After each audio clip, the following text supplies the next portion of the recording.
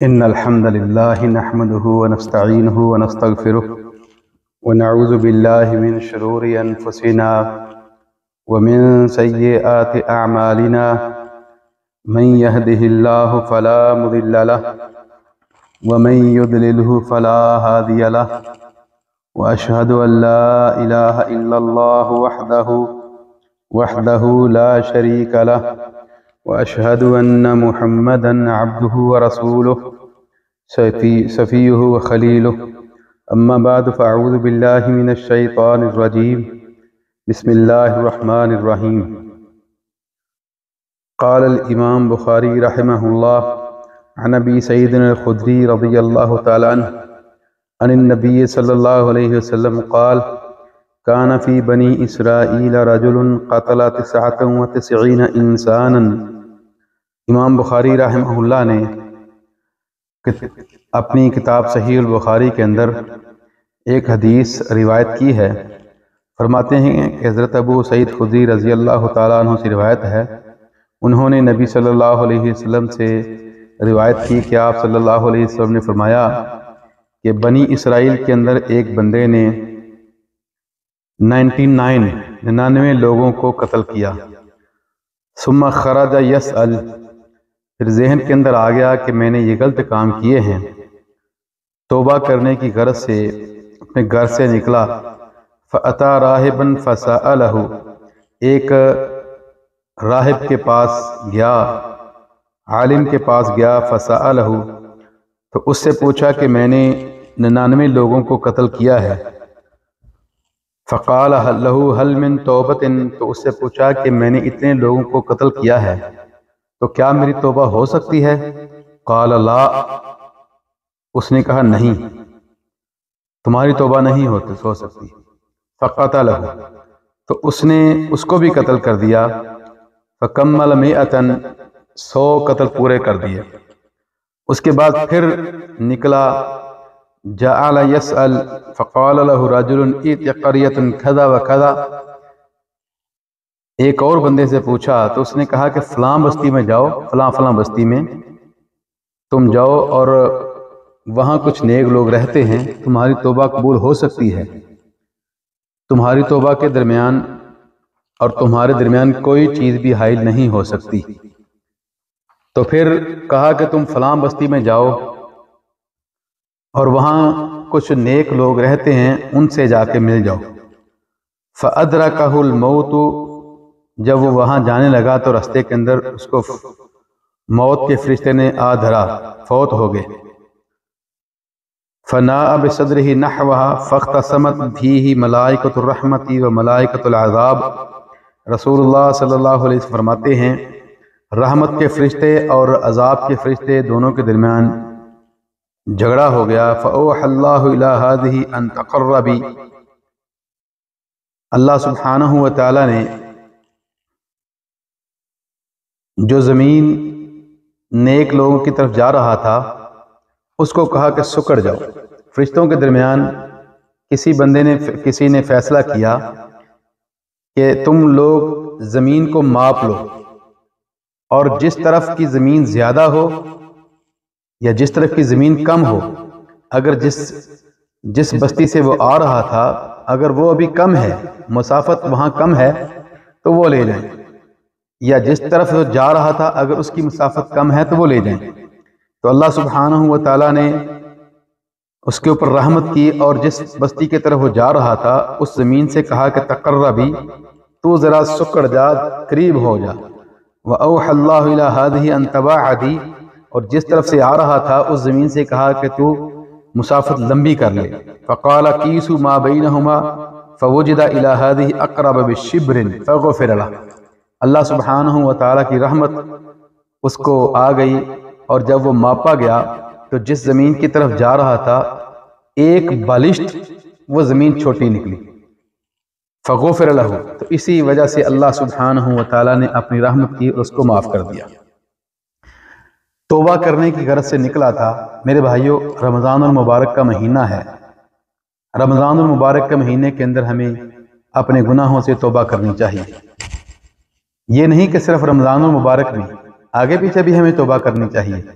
اپنے گناہوں سے انسان کو اللہ سبحانہ و تعالیٰ سے ہمیشہ معافی مانگتے رہنا چاہیے، توبہ کرتے رہنا چاہیے۔ اسپیشلی رمضان کے مہینے کے اندر ہمیں اللہ سبحانہ و تعالیٰ کے سامنے اپنے گناہوں کو رکھ کر اللہ تعالیٰ سے توبہ کرنی چاہیے۔ یہ حدیث، اس حدیث کے اندر کافی ہمیں دروس مل رہے ہیں۔ نمبر 1 کہ توبہ کرنی چاہیے۔ دوسرا کہ انسان کتنا بھی گناہگار کیوں نہ ہو جائے، کتنا بھی گناہگار کیوں نہ ہو جائے، اللہ تعالیٰ کی رحمت کی اس کو ہمیشہ اس کو امید رہنی چاہیے۔ یہ نہ سمجھے کہ میں بڑا گناہگار ہو گیا ہوں، میں گناہ کر کر کے میں پتنی اب میری توبہ ہوگی کہ نہیں ہوگی۔ نہیں میرے بھائیوں، اللہ سبحانہ و تعالیٰ بڑے غفور رحیم ہیں، اللہ سبحانہ و تعالیٰ بڑے غفور رحیم ہیں۔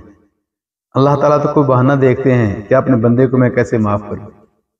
ایسی ایسی چیزیں، ایسی ایسی حدیث بھری ہوئی ہیں کہ بندہ جب پڑھتا ہے تو حیران رہ جاتا ہے کہ چھوٹی چھوٹی چیزوں سے اللہ سبحانہ و تعالیٰ نے کیسے معاف کر دیا، چھوٹی چھوٹی نیکیوں سے اللہ سبحانہ و تعالیٰ نے بندے کو معاف کر دیا، جنت کے اندر داخل کر دیا۔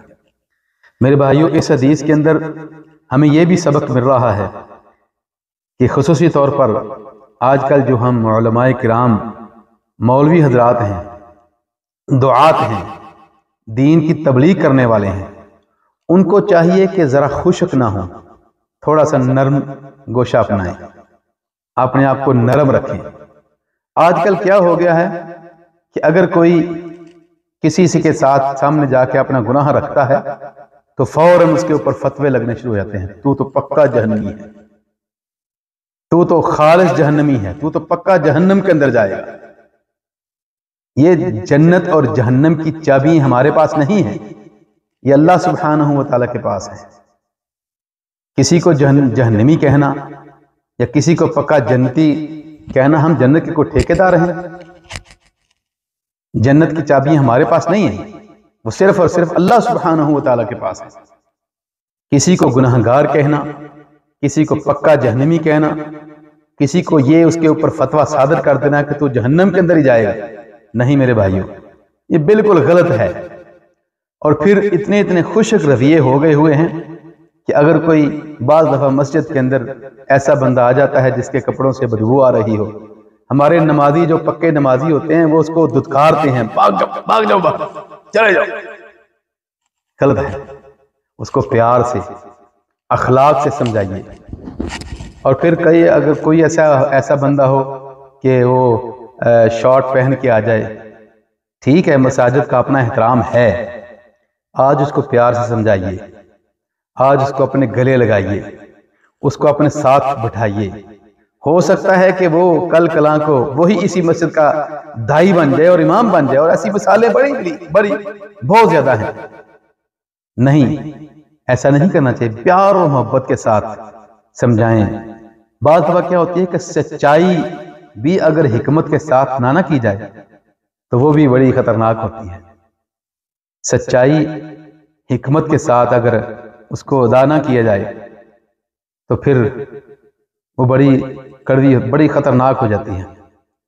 مسجد کے اندر بعض دفعہ بچوں کو دیکھا ہے، کوئی اس کو ڈانٹتا ہے کہ جاؤ بھائی گھر بھاگ جاؤ۔ چھوٹے چھوٹے بچے آتے ہیں مسجدوں میں، ہمارے جس طرح انڈیا پاکستان کے اندر کوئی بچہ اگر مسجد میں آتا ہے تو اس کو ڈانٹ دیتے ہیں۔ کئی دفعہ دیکھنے کے اندر آیا ہے، اس کو ڈانٹ دیا تو اس کے بعد وہ بچہ مسجد میں نہیں آتا۔ کیوں؟ اس کو پتا ہوتا ہے کہ میں مسجد میں جاؤں گا تو مجھے وہاں سے ڈانٹ پڑے گی۔ پیار کے ساتھ، محبت کے ساتھ، اخلاق کے ساتھ، ایسے جو سمجھانے کے طریقے ہوتے ہیں، پیار سے، ایسا اخلاق سے، ادب سے اور اصول دعویٰ کے ساتھ۔ رسول اللہ صلی اللہ علیہ وسلم کے پاس ایک صحابیہ اپنے خاوند کی شکایت لے کر آئی، تو رسول اللہ صلی اللہ علیہ وسلم کو شکایت لگا رہے تھے اپنے خاوند کی، تو نبی علیہ السلام نے اس کو کہا کہ تیرا خاوند وہی ہے جس کی آنکھوں کے اندر کالا کالا ہے؟ اس نے کہا یا رسول اللہ میں نے تو نہیں غور کیا۔ تو اب وہ بڑی غصے سے تھی، خاوند کے ساتھ بڑی شکایت اپنے پاس لے کے آئی رسول اللہ صلی اللہ علیہ وسلم کے پاس۔ تو اس کے دل میں آ گیا کہ میں جا کے خاوند کو دیکھتی ہوں۔ اب وہ گھر گئی تو خاوند جب بیٹھا ہوا تو اس کو ایسے دیکھ رہی ہے۔ کبھی منہ کی طرف دیکھتی تھی، کبھی آنکھوں کی طرف دیکھتی، اور میاں بیوی اگر ناراض ہوں، جب آنکھوں کے اندر آنکھیں پڑیں، آنکھوں کے ساتھ آنکھیں ملیں تو صلح ہو جاتی ہے۔ تو اس نے کہا کیا دیکھ رہی ہو؟ کہا کہ میں تو تیری شکایت دے کے گئی تھی نبی صلی اللہ علیہ وسلم کے پاس، تو نبی علیہ السلام نے فرمایا تھا کہ تیرا خاوند وہی ہے جس کی آنکھوں کے اندر کالا کالا ہے۔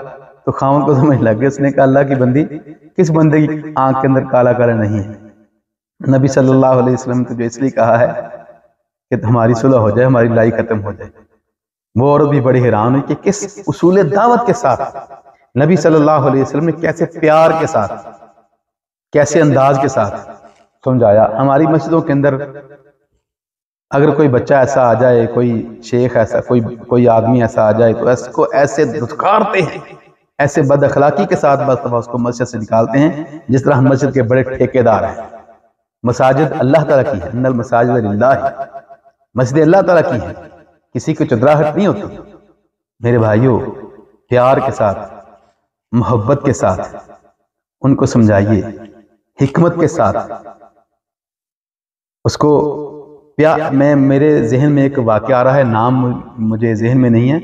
ہمارے ایک بہت بڑے شیخ تھے، آج سے سمجھنے کے 70-80-100 سال پہلے، اسحاق پٹی رحمہ اللہ نے اپنی کتاب کے اندر اس واقعے کو نقل کیا ہے۔ میرے ذہن کے اندر سے محو ہو گئے مشائخ کے واقعات کہ ایک شیخ تھے، ان کی شلوار ٹخنوں سے نیچے رہتی تھی، ٹخنوں سے نیچے رہتی تھی شلوار۔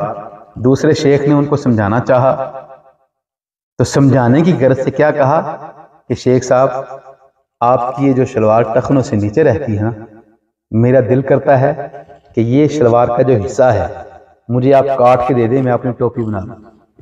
کیسے پیارے انداز کے ساتھ سمجھایا کہ اس کے بعد ان کی کبھی شلوار ٹخنوں سے نیچے نہیں۔ تو میں علماء کرام سے، خصوصی دعا سے، اپنے مولویان کرام سے یہ تھوڑا سا مخاطب ہو کہ بڑے پیار کے ساتھ اصول دعوت کو اپنائیے۔